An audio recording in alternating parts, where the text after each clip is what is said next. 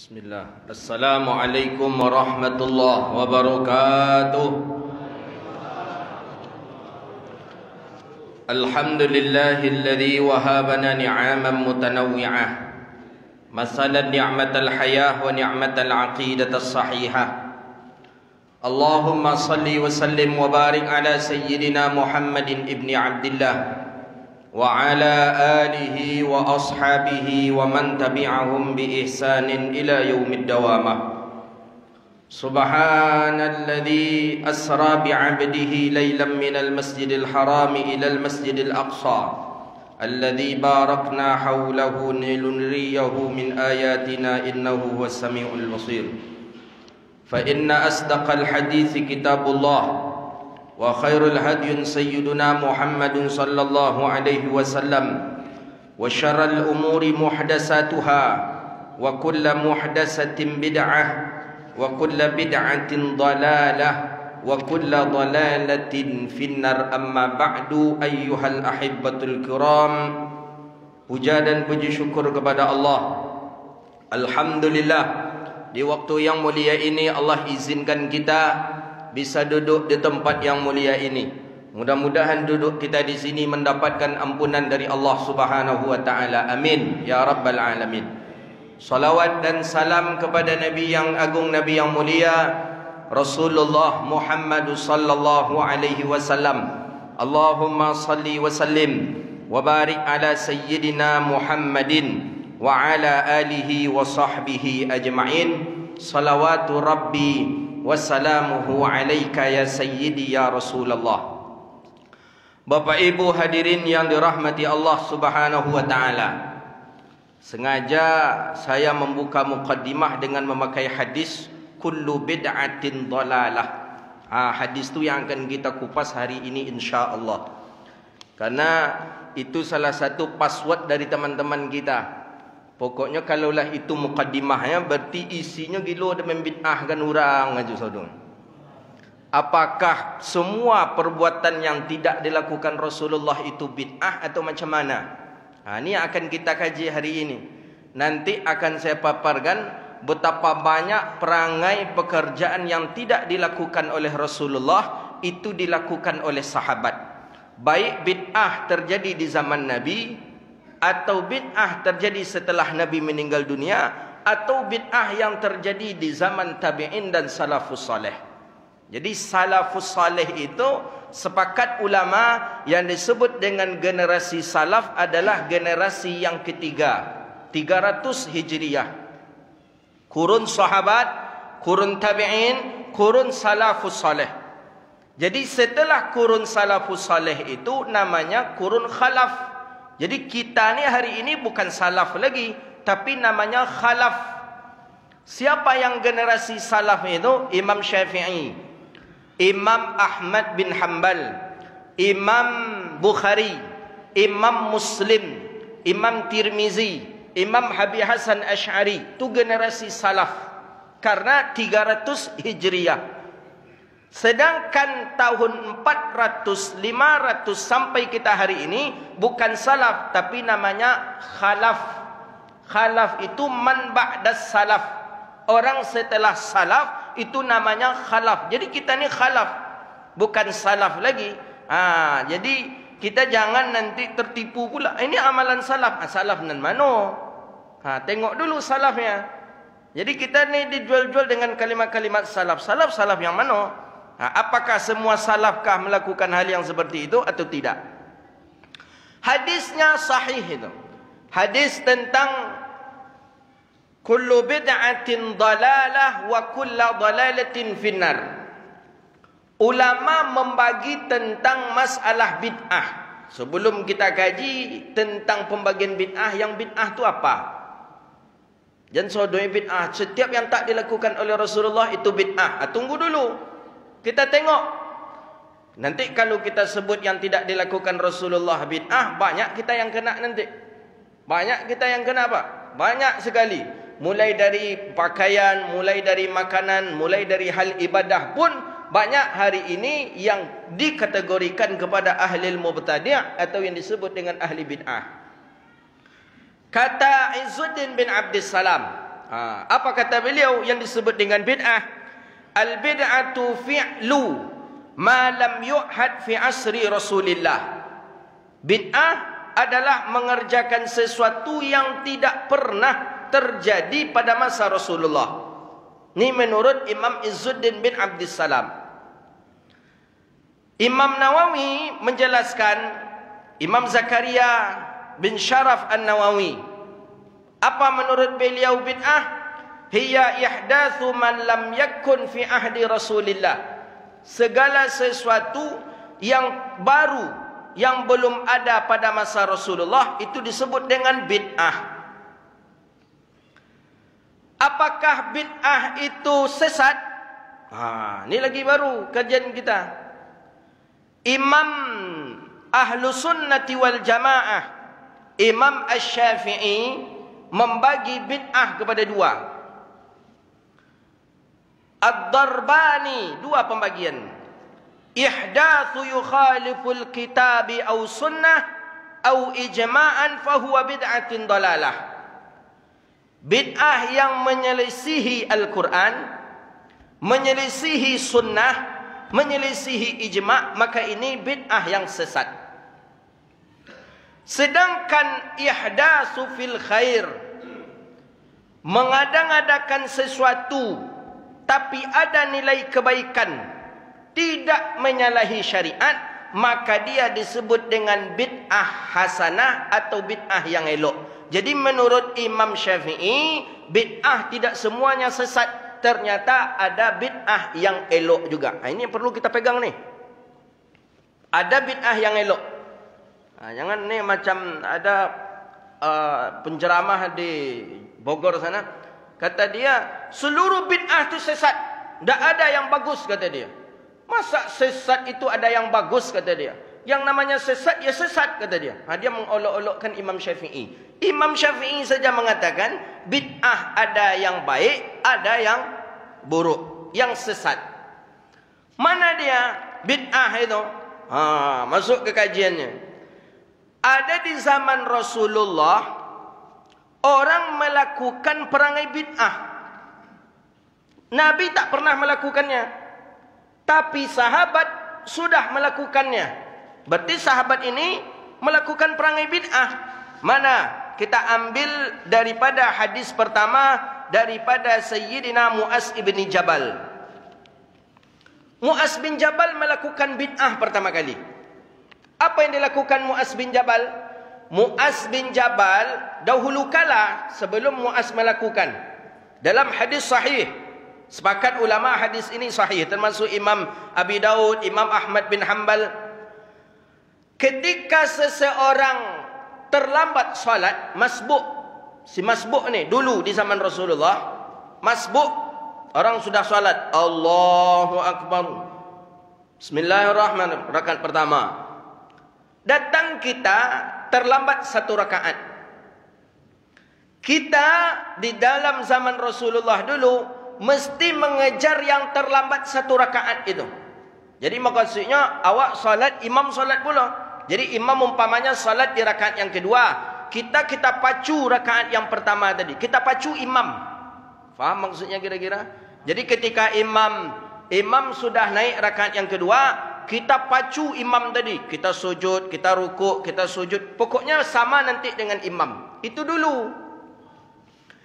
Ketika Mu'az bin Jabal tidak melakukan itu, Mu'az bin Jabal langsung masuk ke dalam masjid. Beliau dalam keadaan terlambat.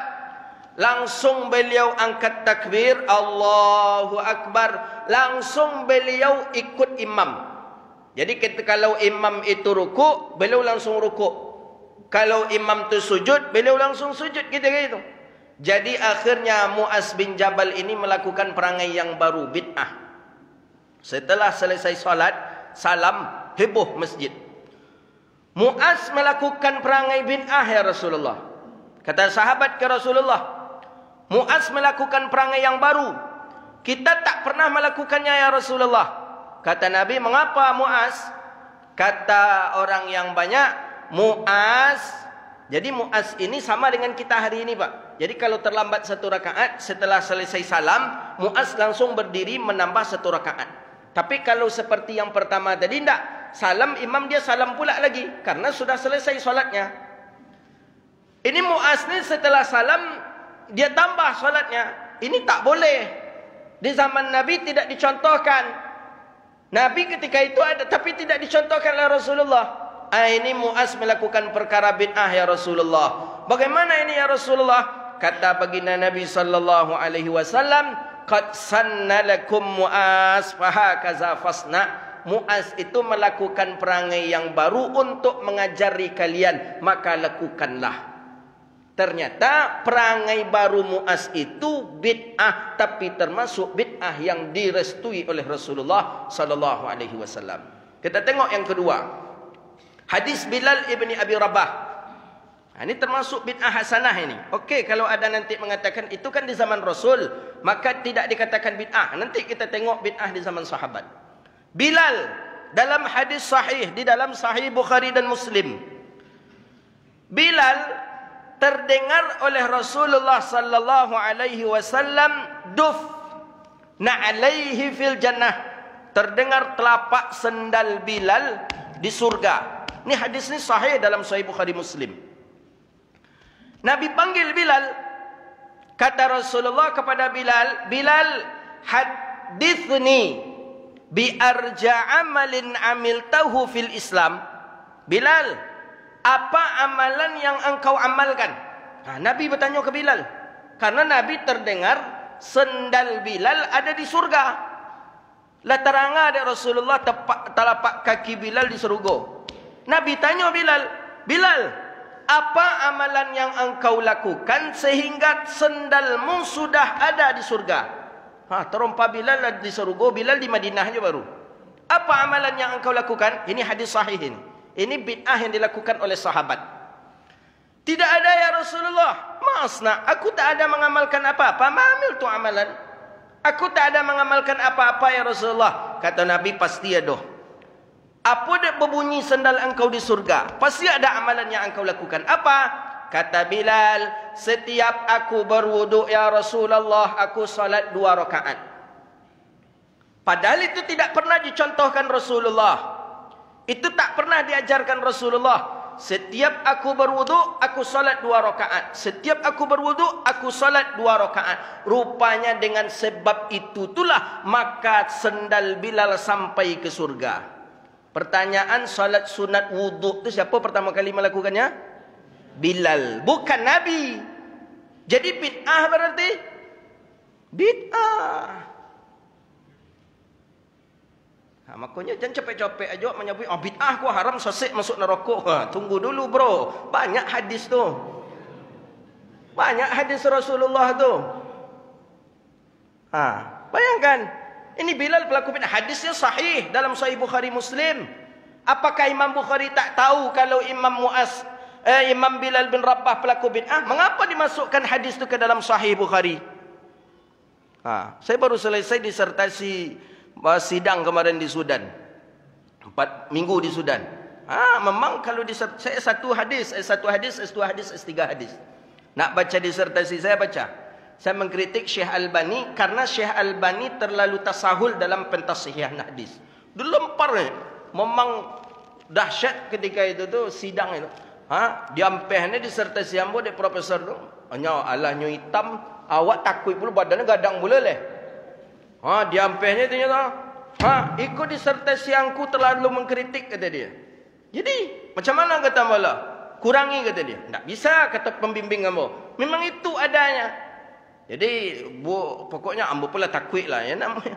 Awak lah takwik, memang tak pernah mu takwik selama ketika itu memang takwikmu. Pada pernah ceramah di muka Jokowi biasa, saya tanpa pakai konsep nak takwik mana.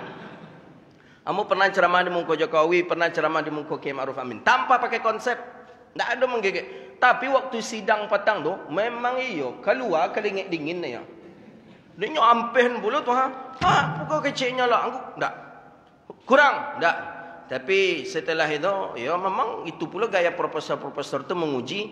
Setelah itu tu nak habis waktu dah beliau uji satu persatu.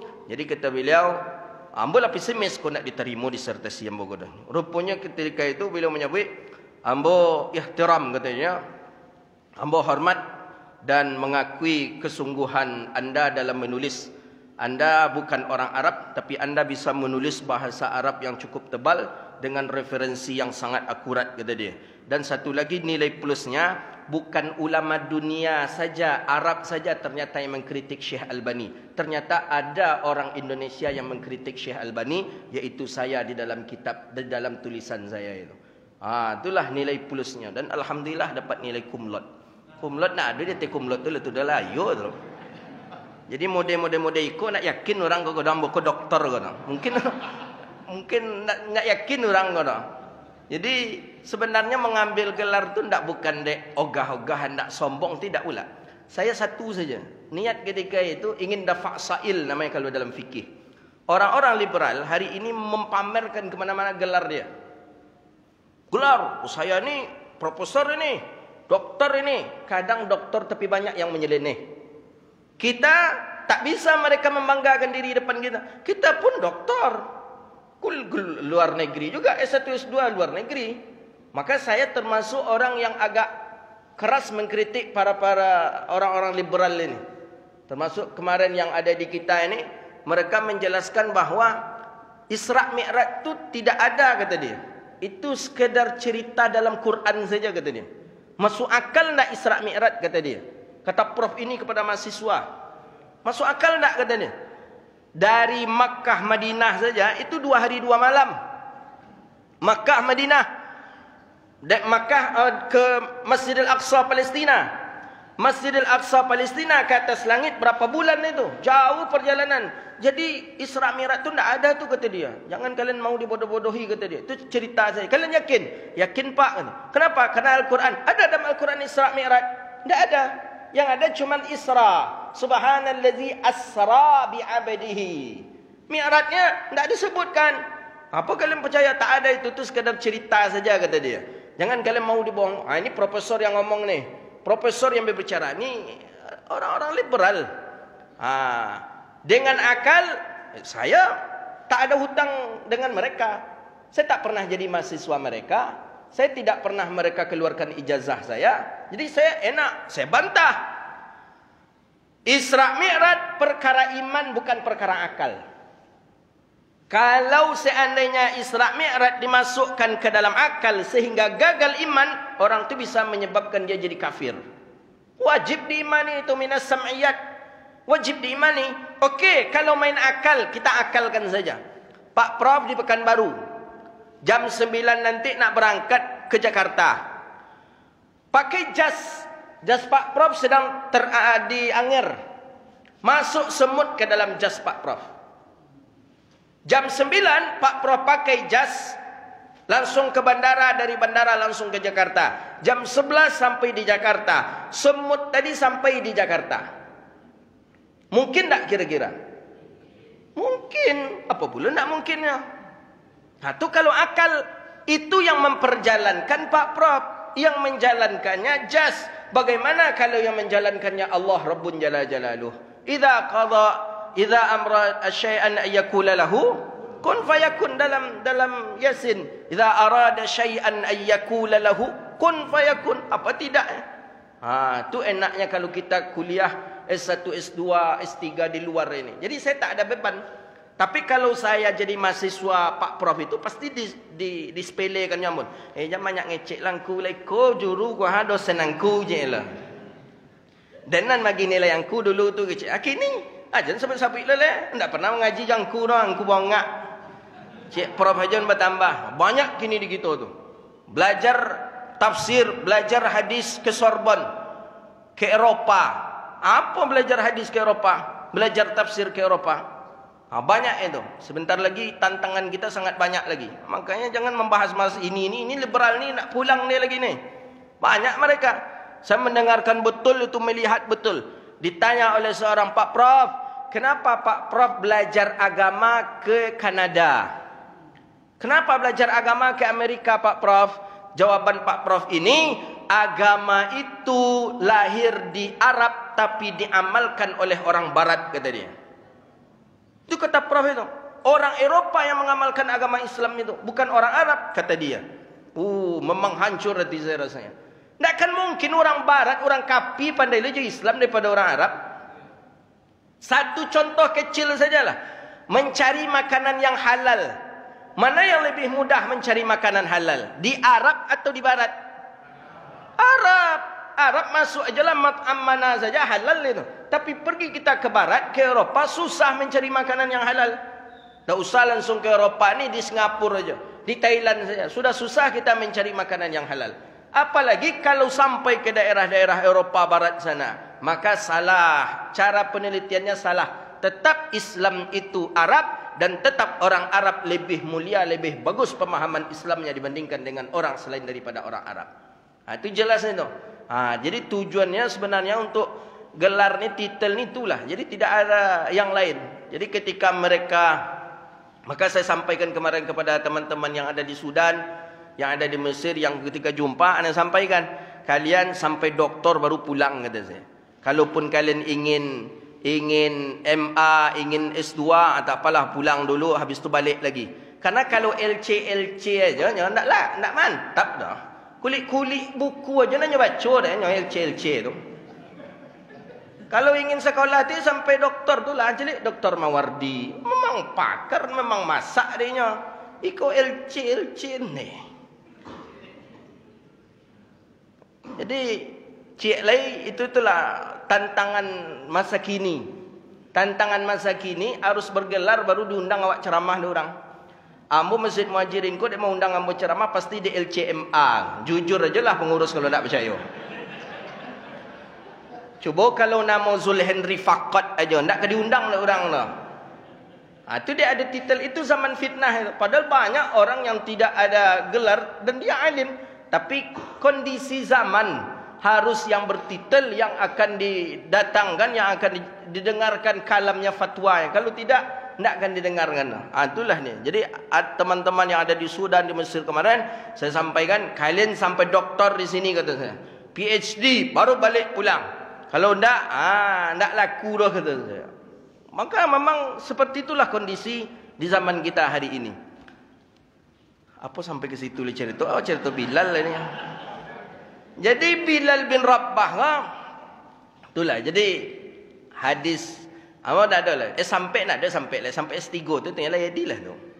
Doktor orang doktor awak. LCMA orang LCMA pula awak.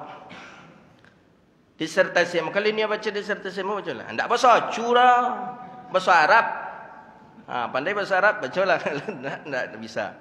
Jadi Bilal pertama kali melakukan bid'ah. Apa yang dilakukan? Salat sunat wuduk. Nabi tak pernah mengajarkan salat sunat wuduk. Ternyata Bilal melakukan salat sunat wuduk. Berarti Bilal pelaku bid'ah. Jadi jangan kita anggap bid'ah ni sesat semuanya. Dua baru sahabat Nabi pelaku bid'ah. Mu'az bin Jabal tadi. Kemudian siapa lagi? Bilal ibni Abi Rabbah. Banyak sebenarnya. Pelaku bid'ah yang kedua. Yang ketiga, sahabat Rasulullah sallallahu alaihi wasallam. Sayyidina Umar ibn al-Khattab. Ini banyak ni, ada yang 6 ini Umar ini. Biar kita lampaui saja. Kita tengok yang ketiga. Pelaku bid'ah yang ketiga di zaman sahabat Nabi ada Umar bin Khattab. Apa yang dilakukan Umar ni? Ni hadis ni dalam Sahih Muslim ini. Dalam Sahih Muslim.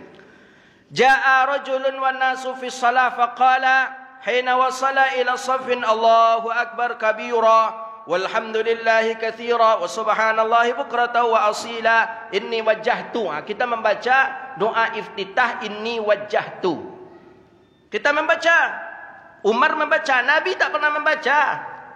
Umar tiba-tiba aja membaca itu. Falamma qadan Nabi salatuhu, setelah selesai Nabi salat, Nabi langsung berkata. Ini hadis ni sahih ni dalam Sahih Muslim. Man sahibul kalimat. Siapa yang membaca kalimat tadi kata Rasulullah? Siapa orangnya? Qala rajulun, kata seorang laki-laki Umar tadi, ana ya Rasulullah. Kata Umar, saya yang membaca doa tadi ya Rasulullah. Apa kata Nabi? Wallahi ma aradtu biha illal khaira. Qala laqad ra'aitul abwabus samai futihat lahunna. Kata Nabi, bacaan yang engkau baca tadi semuanya penuh dengan kebaikan, dan aku melihat pintu langit sedang dibuka ketika engkau membaca doa itu. Apa kata anak Umar ibn al-Khattab? Fama tarakuhunna munzu sami'tuhunna. Tidak pernah aku meninggalkan doa itu semenjak aku mendengarnya dari Rasulullah sallallahu alaihi wasallam. Jadi Umar ibn al-Khattab membuat bid'ah kabirau, tapi bid'ahnya itu diketahui oleh Rasulullah dan ternyata Rasulullah pun membolehkannya. Ini bid'ah yang ada di zaman Nabi dan ketika itu sahabat Nabi yang melakukannya. Baik, kita tengok bid'ah setelah Nabi meninggal dunia. Ini ada orang mengatakan itu tak bid'ah tu Ustaz. Jadi itu masih Rasulullah hidup. Iya, tapi kan tidak diamalkan. Nabi kan memandai-mandai sahabat namanya itu. Walaupun sahabat memandai-mandai, ternyata dibolehkan oleh Rasulullah sallallahu alaihi wasallam. Pertama Muaz, yang kedua Bilal, yang ketiga Umar ibn al-Khattab. Kita ambil 3 saja hadisnya. Kalau hadis tentang sahabat melakukan bid'ah itu banyak hadis ni. Sahabat melakukan bid'ah. Hadis Bilal tadi itu, jadi awak solat sunat wuduk tu bukan Nabi pertama tu, Bilal itu. Jadi kalau menurut akal apanya, Nabi berarti mengikut sunnah Bilal berarti. Setelah Bilal melakukan, baru Nabi melakukan. Jadi siapa nak lebih dulu melakukan solat sunat wuduk? Bilal. Nabi baru melakukan. Hadisnya dalam Sahih Bukhari, Sahih Muslim. Kira-kira kalau mau diawak dulu lah Bilal tu macam mana kira-kira ni ya? Pasti tiuk di mana awak duduk, di mana bersobok jurang, pasti awak sabut mah. Terompa dan lah terang di serugo angalah nyok kan. Tiuk bersobok jurang no, dan terompa dia lah di serugo. Nabi mengecek, pasti Bilal ke masuk serugo berarti. Nabi lah mendengar terompanya di serugo.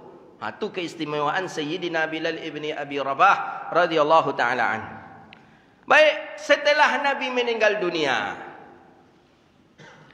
apa bid'ah yang dilakukan sahabat lagi? Pertama, bid'ah yang dilakukan sahabat mengumpulkan Al-Quran. Di zaman Nabi, ketika Nabi hidup, Al-Quran belum dikumpulkan. Belum dikumpulkan Al-Quran. Ketika Nabi sudah meninggal dunia, Umar merasa khawatir. Apa yang dikhawatirkan Umar? Para penghafal Quran banyak yang gugur dalam berperang. Para penghafal Quran banyak meninggal dunia. Orang-orang hebat banyak meninggal dunia. Dikhawatirkan nanti banyak penghafal Quran meninggal dunia, maka Al-Quran pun dibawa mereka mati, dibawa mereka meninggal dunia. Akhirnya tidak ada lagi yang dapat untuk menghafal Al-Quran. Kekhawatiran Umar itu ada. Umar datang kepada Abu Bakar As-Siddiq. Hadis ni Imam Bukhari mensahihkan. Saya menukilkan hadis-hadis sahih biar agak yakin kita sedikit bahawa bid'ah itu pun banyak dilakukan oleh para sahabat. Kata Umar bila ia kepada Abu Bakar, "Hai Abu Bakar, aral qatlu qad istaharra fil qura, falau jama'tal Qur'ana fi mushafin." Ancaknya cubalah kita mulai mengumpulkan Quran. Mulailah kita tulis. Fayaqulul khalifah, apa kata Abu Bakar, "Kaifa naf'al syai'an la yaf'aluhu Rasulullah?" Kata Abu Bakar, bagaimana mungkin aku melakukan sesuatu yang tidak dilakukan Rasulullah? Nabi tidak pernah mengumpulkan Quran. Nabi tak pernah menyuruh. Bagaimana? Fayaqulu Umar, kata Umar, "Innahu wallahi khairun wa lam yazal bihi hatta qabla fab'athani ila Zaid ibn Sabit." Demi Allah, kata Umar, ini adalah perangai yang elok. Ini adalah kelakuan yang paling baik dan mesti harus kita lakukan. Akhirnya Sayyidina Abu Bakar pun diam dan Umar pun datang kepada Zaid ibn Sabit untuk mengumpulkan Al-Quran ini. Maka itulah terkumpul Al-Quran ini. Jadi ini bid'ah yang dilakukan oleh sahabat setelah Nabi meninggal dunia. Jadi dulu tak ada Quran, tak ada yang terkumpul seperti ini, tidak ada. Itulah di zaman sahabat. Kedua, bid'ah yang dilakukan sahabat di zaman ketika Nabi sudah meninggal dunia. Apa? Salat tarawih. Ini kalau dia mengatakan tidak bid'ah, ini memang tak pandai membaca hadis ni orang ini. Tarawih di zaman Nabi tidak pernah berjamaah dilakukan di masjid. Tarawih di zaman Abu Bakar As-Siddiq begitu juga. Tidak ada. Di sudut itu tarawih, di siku sembahyang tarawih, siku sembahyang tarawih, situ sembahyang tarawih, situ sembahyang tarawih, situ sembahyang tarawih. Sendiri-sendiri salat tarawih. Dulu di zaman Abu Bakar. Di zaman Sayyidina Umar ibn al-Khattab dikumpulkan oleh Umar. Hei, ayo yang di sana ke sini merapat, yang sana ke sini. Buat saf. Buat saf salat, kemudian melakukan salat sunat tarawih. Apa kata Umar? Hadza ni'mul bid'ah. Inilah nikmat bid'ah. Berarti bid'ah tu tak sosek sodoro, ada nikmat rupanya. Itu buktinya. Nabi tidak pernah salat tarawih berjamaah di masjid. Abu Bakar tak pernah salat berjamaah tarawih di masjid. Umar melakukan salat berjamaah di masjid. Jadi awak yang datang ke masjid salat berjamaah, kau bid'ah kau. Maka kalau ada orang yang mengecek, oh, bid'ah. Tanya elok-elok kayaknya. Angku ko mengarjem bid'ah. Joko ancak aku salat tarawih di rumah le ya. Ancak salat tarawih di rumah. Nabi di rumah salat tarawih. Tidak banyak di masjid. Abu Bakar macam itu juga. Tapi Umar melakukan salat tarawih selama full dalam Ramadan di masjid dalam keadaan berjamaah. Inilah yang sunnah. Walaupun itu bid'ah, tapi itu anjurannya Sayyidina Umar ibn al-Khattab untuk melakukan. Dan seluruh sahabat ketika itu sepakat, tidak ada yang protes. Bid'ah, sesat, berarti sesat, berarti Umar. Hati-hati, Umar bin Khattab khalifah Nabi itu. Maka oleh karena itu tarawih termasuk bid'ah. Bid'ah apa jadinya? Hasanah berarti. Hadis itu sahih dalam Sahih Bukhari. Kita tengok lagi azan Jumat. Azan Jumat di zaman Rasulullah sekali. Azan Jumat di zaman Abu Bakar sekali. Azan Jumat di zaman Umar sekali. Tiba di zaman Utsman bin Affan dibuat azan Jumat 2 kali. Berarti yang pelaku bid'ah siapa kah? Utsman. Hadis ini sahih di dalam Sahih Imam Al-Bukhari. Apa katanya? An Sa'ib ibn Yazid qala kana an-nida'u yawmal jum'atin awwaluhu. Di zaman Nabi sekali, zaman Abu Bakar azan Jumat sekali, zaman Umar sekali, di zaman Utsman 2 kali. Wa katharun nas wa zadun nida'u thalis ala zawara wa hiya darun fi suqil Madinah. Karena orang sudah banyak, rumah pun sudah mulai banyak, maka dibuatlah azan oleh Utsman 2 kali. Ini yang disebut oleh ulama dengan ijma' sukuti. Sepakat ulama bahawa azan Jumat 2 kali. Syafi'i azan Jumat 2 kali.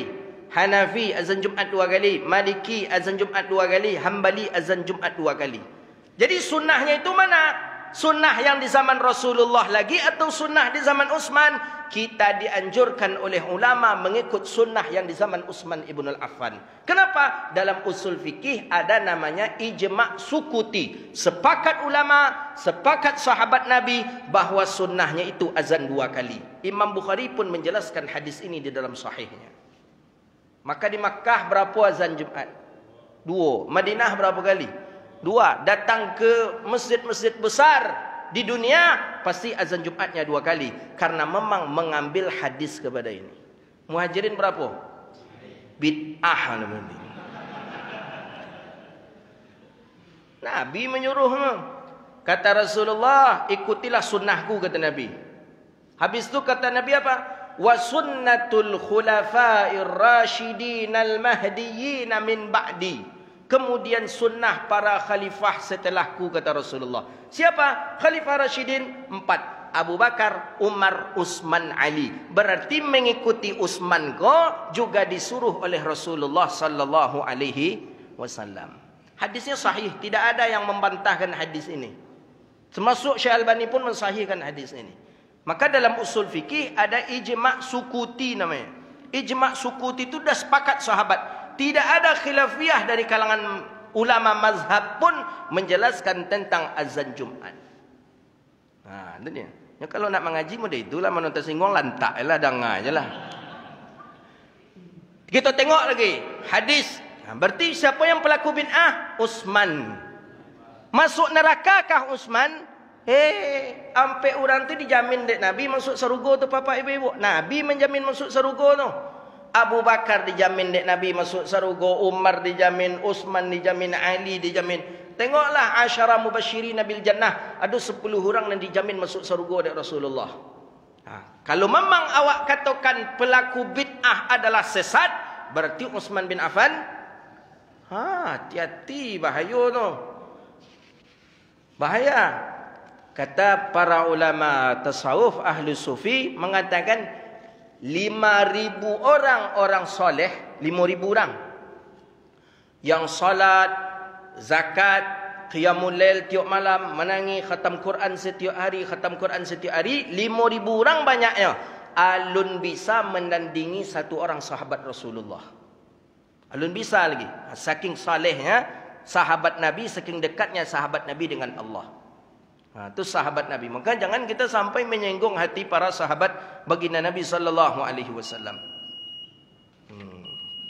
Lagu ni pula alun ni baru kamu mulai baru tu alun nak baru dari hadis siapa tadi? Hadis azan 2 kali Jumaat. Hadis tentang talbiyah, hadis salat sunat sebelum Aid. Ada salat sunat sebelum Aid. Dan itu dalam hadis sahih. Dan itu diamalkan oleh sahabat. Nabi tidak mengamalkan. Tapi itu disepakati oleh para salafus saleh bahawa itu memang ada dan itu dilakukan. InsyaAllah nanti akan kita sambung lagi. Kita akan sambung nanti. Ini kan sunnah yang dilakukan di zamannya sahabat. Ada lagi sunnah atau bid'ah yang dilakukan di zaman tabi'in. Seperti talqin mayat. Hadisnya sahih loh. Talqin mayat. Seperti membaca Yasin. Ada wirid Yasinan ibu-ibu tu. Itu bukan bid'ah itu. Kita tengok, kita cek nanti kesahihan hadis tentang wirid Yasin. Kadang ibu-ibu ni, apa dia Yasin taruh ya cuba bacanya. Karena bubar pula wirid Yasin. Kalau bertahun ibu kau wirid Yasin, rumah ke rumah baca Yasin, dek kegara tiba ustaz nan LC di belakang tadi, kau lah gamang pula ibu kau membaca Yasin. Indak lah pakai wirid Yasin dah lah, bubar aja lah layu lu kau mah. Padahal ni ada ni. Ada tradisi. Sampailah nanti Maulid Nabi, sampai peringatan Isra Mi'raj, sampai peringatan Nuzul Quran, sampai peringatan Tarhib Ramadan. Kini masjid-masjid mengadakan penyambutan marhaban ya Ramadan. Hadis maudhu ada, tapi jangan lupa hadis sahih ada. Jangan tengok hadis maudhu'nya. Hadis maudhu' manfaat akan datang kepada kalian tamu yang agung, tamu yang mulia yang bernama Ramadan. Famarhabban bihi.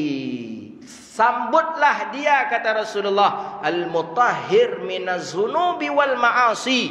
Alangkah mulia tamu yang datang itu, yang mensucikan jiwa dari dosa dan kemaksiatan. Makanya masjid-masjid yang faham, dia membuat tarhib Ramadan namanya, menyambut kedatangan bulan Ramadan. Bid'ah, tunggu dulu, ada hadis tadi mah.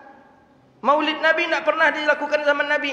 Makanya bukan seluruhnya yang tidak pernah dilakukan di zaman Rasulullah itu bid'ah. Tidak. Ada juga bid'ah yang hasanah seperti yang sudah kita kaji, dan ada lagi yang lain. InsyaAllah setelah selesai salat nanti akan kita baca. Amin. InsyaAllah. Ilangkan liqa, InsyaAllah, mudah-mudahan Allah sehatkan kita. Akan kita baca mungkin beberapa riwayat lagi sebagai iktibar contoh saja. Subhanakallahumma wa bihamdika asyhadu an la ilaha illa anta astaghfiruka wa atubu ilaik. Assalamualaikum warahmatullahi wabarakatuh.